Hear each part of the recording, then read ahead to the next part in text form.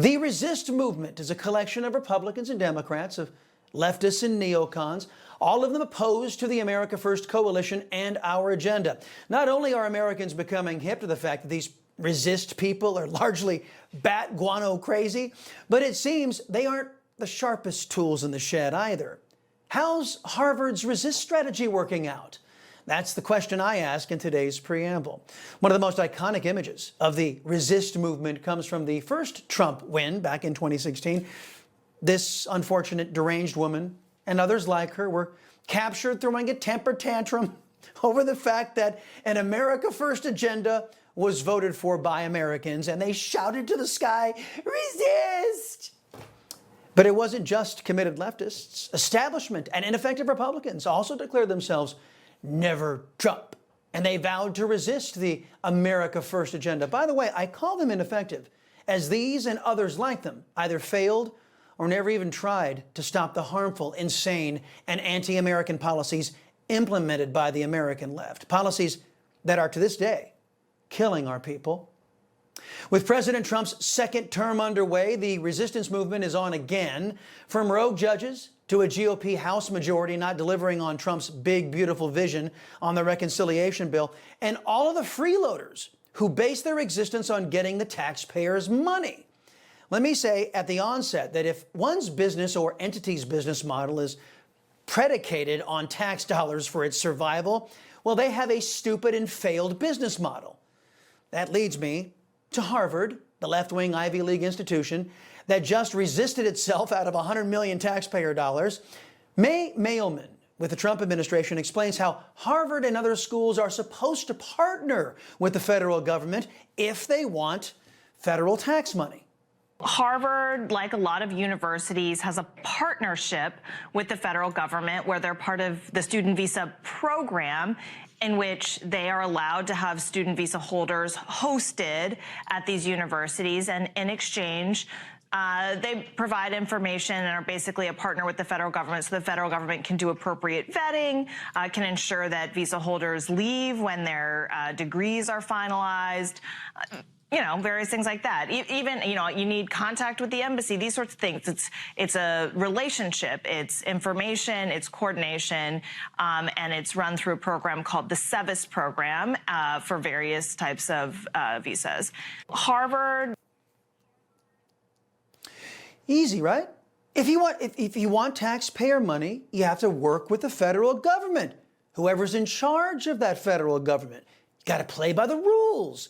But Harvard, being run by leftists, well, Harvard doesn't want to follow the rules. So what the Trump administration did was, a few weeks ago, we asked Harvard to send us some basic information about their student visa holders. Hey, can you give us information about their discipline status? Are you aware of any off-campus behavior? Tell us about your students, give us all this information. And Harvard's response was basically like, we won't. I mean, here is such a minute amount of information that's basically known and irrelevant, and we're not going to give you anything else. And that's not a relationship. That's not a partnership. That's not what the SEVIS program was designed to do. The student visa program is meant for students to come to the U.S., learn, and then actually leave and take those American values and spread them around the world.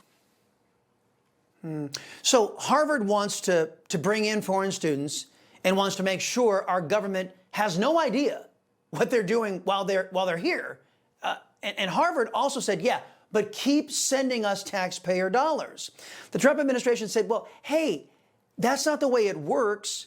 Trump's America First team said, if you want taxpayer money, it comes with strings, and you must comply with those policies if you're to get that money.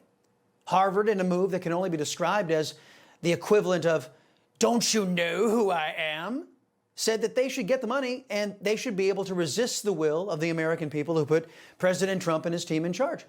Harvard thinks because they are leftist resistance fighters that they deserve other people's money regardless of how they act. To Harvard and to you leftist resistance folks out there and to you never-Trumpers, I say this: nobody is saying you have to stop being leftists. Nobody's saying you got to stop spreading your particular brand of anti-Americanism. In fact, you can keep right on doing all of that. All you got to do is not take federal dollars, and voila, you can be as left-wing as you want to be. Besides, according to reports, Harvard has a whopping $50,748,594,000 in endowments. They've got plenty of money. But hey, Harvard, if you, like typical left-wingers, you just got to have more money, don't worry. There are plenty of left-wingers and never-Trumpers out there who are filthy rich, who are silly enough and filled with enough hate for the United States to send their kids to your well-funded indoctrination center.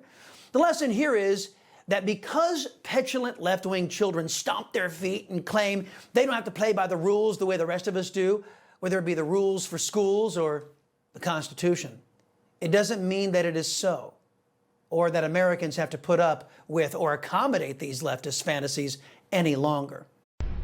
You know, folks, I thank God for my wonderful wife, my kids, my country, the greatest nation ever. And Americans like you who believe in the truth, the Chris Salcedo Show will never stop fighting for you.